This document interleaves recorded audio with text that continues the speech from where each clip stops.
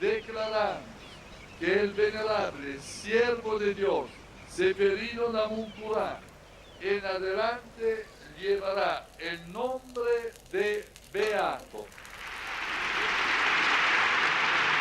Seferino, yo no sé cómo explicarte, es algo que se siente, creo yo, no algo que se puede explicar, algo que se lleva. Un ser seferino todavía no es santo, pero para nosotros hace mucho tiempo ya fue santo. Seferino es milagroso, que lo tengan en cuenta. El indio es milagroso. La Iglesia en este caminar siente esta responsabilidad, esta misión que le ha confiado Jesús de llevar el Evangelio, llevar su buena noticia a todas las culturas, a todos los pueblos.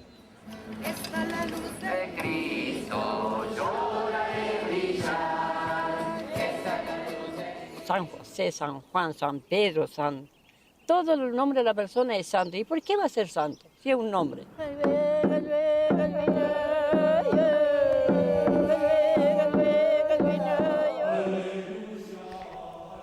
Seferino Namuncurá, el elegido por muchos, sobre todo por los que habitan el sur de nuestro país, por las comunidades indígenas, por las comunidades de los pueblos originarios, por las comunidades mapuches. Vamos a repasar algunos aspectos de su historia a través de este documental que ha recibido además la distinción del Estado del Vaticano. Por eso invitamos a su director, Adrián Dagoto. Gracias por venir, Adrián. Gracias, Adrián. ¿Cómo están? Primero contanos acerca de la distinción recibida por el documental y después queremos saber un poco por qué te inclinaste por la historia de Seferino Namuncurá. La distinción en realidad es quedamos seleccionados para el Festival de Derechos Humanos, que ahora la primera parte de la primera semana de agosto empieza del 7 al 14 y bueno, quedamos seleccionados con la película para participar dentro del festival, ¿no? ¿Esperaban que esto sucediera, que esta repercusión llegara hasta allá, que pudiera llevar la película? En realidad cuando uno lo anota, digamos, en algún festival, siempre tiene la expectativa, ¿no? Por ahora quedamos seleccionados en este. Vamos a ver, después estamos anotados en varios más, pero... En varios más se anotaron. Sí, sí. ¿Y por qué fuiste por este lado, por el lado de Seferino Namuncurá? ¿Era una creencia tuya? ¿Te enteraste, sabías bien la historia de antes? ¿Te metiste de fondo ahí? Empezó, digamos, la historia empezó en una charla con el que es el productor de la película, que es Raúl Rodríguez, en junio del 2007, cuando se conoce la noticia de la beatificación. Y en realidad al principio, yo la verdad que sabía muy poco de Seferino, empecé a investigar sobre él y digamos, la vida de Seferino es algo bastante interesante. En principio me interesé mucho por eso, pero a medida que fui, digamos, investigando más, el mismo camino es como que te va llevando para distintos lugares, ¿no? Y terminamos en otro lado que no es justamente la vida de Seferino. A ver, contanos, ¿por qué en otro lado que no es la vida de Seferino? Yo lo que intento transmitir, digamos, con la peli es mostrar, digamos, otra visión de la evangelización. O sea, generalmente cuando uno habla de la evangelización es como que hay una visión ya dada, digamos, ¿no? Yo lo que me encontré, digamos, al investigar sobre Seferino fue que la historia, digamos, está contada oficialmente desde la iglesia, pero hay por ahí otra historia que no está contada, que es desde el pueblo mapuche. Entonces yo empecé buscando esa historia desde el pueblo mapuche. Y en realidad lo que también me encontré es que no hay muchas historias de Seferino en el pueblo mapuche, porque él se fue muy chiquito, tenía 11 años cuando vino a estudiar a Buenos Aires. Entonces, a partir de eso me encontré con una cuestión que me pareció mucho más interesante y más fuerte, que es lo que tiene que ver con la religiosidad del mapuche en este caso, ¿no? Y al ir, digamos, por estos caminos, lo que me encontré es, digamos, como contar lo que provocó la evangelización en el encuentro en este caso, con el pueblo mapuche, pero es común a cualquier cultura con la que se ha encontrado, ¿no? Cuando la evangelización llega a algún pueblo originario pasan cosas muy parecidas. Recordemos, si podemos, en algunas líneas, lo más importante de la historia de Seferino, que tiene que ver con este chico que vino a Buenos Aires de muy joven a estudiar, después terminó estudiando, lo llevaron a estudiar a Italia, ¿no es cierto?, donde murió allí por problemas que tenía de salud. Un poco así es. Seferino viene a los 11 años a Buenos Aires, Es como que en realidad la historia, creo que la verdadera historia se fue con Ceferino. Yo creo que no se va a saber. No es que lo que se cuenta no es verdad, porque está, digamos, está registrado desde muchas cartas de Ceferino y en realidad está construido un poco desde los testimonios, la vida de Ceferino. ¿Él era originario de Neuquén? Él nació en un pueblo que se llama Chimpay, en Río Negro. En Río Negro. Y a los 11 años, según cuenta la historia, como te digo, la historia oficial, le dice al papá que quiere venir a estudiar a Buenos Aires para ayudar a su pueblo. Así es que llega a Buenos Aires, bueno, es más larga la historia, pero finalmente queda como pupilo, digamos, estudiando en lo que es el Pío IX, que se llama hoy, es el Centro Salesiano en Almagro. Y bueno, comienza a estudiar.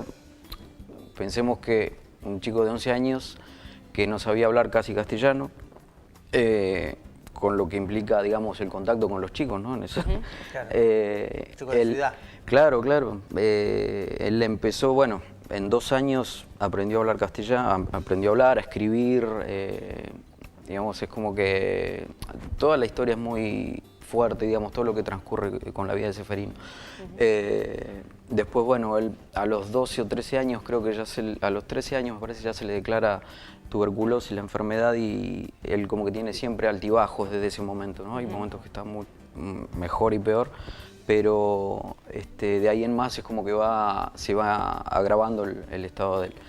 Y a los 18 años lo llevan a Italia, porque en realidad querían tratar de curarlo, ¿no? Entonces lo llevan a Italia y, bueno, aparte de estudiar, él estaba en la carrera de formación para ser sacerdote. Y hay cosas que son muy particulares, qué sé yo, en Italia el tiempo que estuvo a él lo atendía el médico del Papa. Incluso, bueno, él tuvo una reunión con el Papa. ¿Cómo llega a tan alto? ¿Por qué? Yo creo que la Iglesia, así como toma ejemplos para mostrar, digamos, sobre todo la orden salesiana, que tiene mucho que ver con la educación, lo que tiene Ceferino es que era como el alumno ejemplar, ¿no? Y mucho de lo que hay cuando, digamos, se toma a Ceferino como un posible santo, lo que se muestra mucho es ese camino del mejor alumno, del devoto estudiante de la palabra de Dios, y bueno, y todo el empeño que él puso para formarse, digamos, para llegar a ser sacerdote. Entonces la Iglesia lo empieza a cuidar mucho, ¿no? Desde ese sentido, desde ese lado, supongo. Cuando empezaste el documental, ¿sabías que ibas a terminar en este lado, que ibas a terminar así, o se fue cambiando a medida que ibas metiéndote en la historia? No, es como que vos ibas para blanco y terminó en azul, no sé, cualquier cosa. Claro, yo en realidad, por ahí como les contaba recién, yo empecé investigando sobre la vida de Ceferino, que es muy interesante todo esto, digamos, todo el transcurso, ¿no? De un chico a los 11 años viene a Buenos Aires, todo lo que vive hasta los 18. En realidad él llega a Italia a los 18 y recién cumplió los 19, él se muere allá en Italia. Entonces toda la vida era muy interesante, pero a medida que empecé a investigar sobre esto, ¿no? De cómo, de lo que significa para el mapuche, Ceferino, lo que significa para el devoto, digamos, practicante católico, y después es como que hay tres tipos de personajes, digamos, dentro de los devotos de Ceferino. Tenés los que son practicantes católicos, el mapuche, y en el medio por ahí está el devoto de Ceferino, que en realidad no está ni del lado mapuche ni tampoco del lado de la Iglesia, porque hay mucha gente que es muy devota de Ceferino, pero no, digamos, no es practicante católica. Claro. Pero se enamoró de algún modo de su historia, digamos. La historia de Ceferino es como esta cuestión de los santos populares, ¿no? Sí. Es como el Gauchito Gil. Sí, pensaba en él cuando hablabas.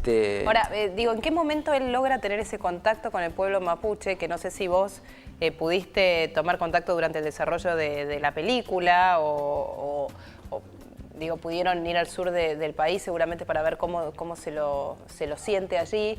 Digo, ¿en qué momento él tiene ese contacto una vez que se va del sur? ¿Él vuelve en algún momento a poder evangelizar allí ante los mapuches o no? En realidad él no vuelve, o sea, hay algunos, en realidad no está muy claro, algunas, digamos, en algunas cartas se da a entender como que ha estado, pero no está muy registrado si él vuelve.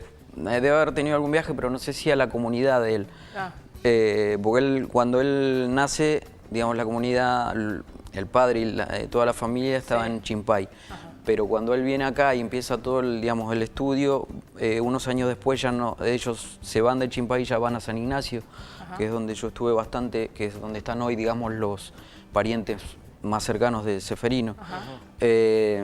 Pero sí es como que está registrado en las cartas que él escribió, como que él tenía un deseo de llegar a ser sacerdote para evangelizar de alguna manera o volver a dar algo a su pueblo, ¿no?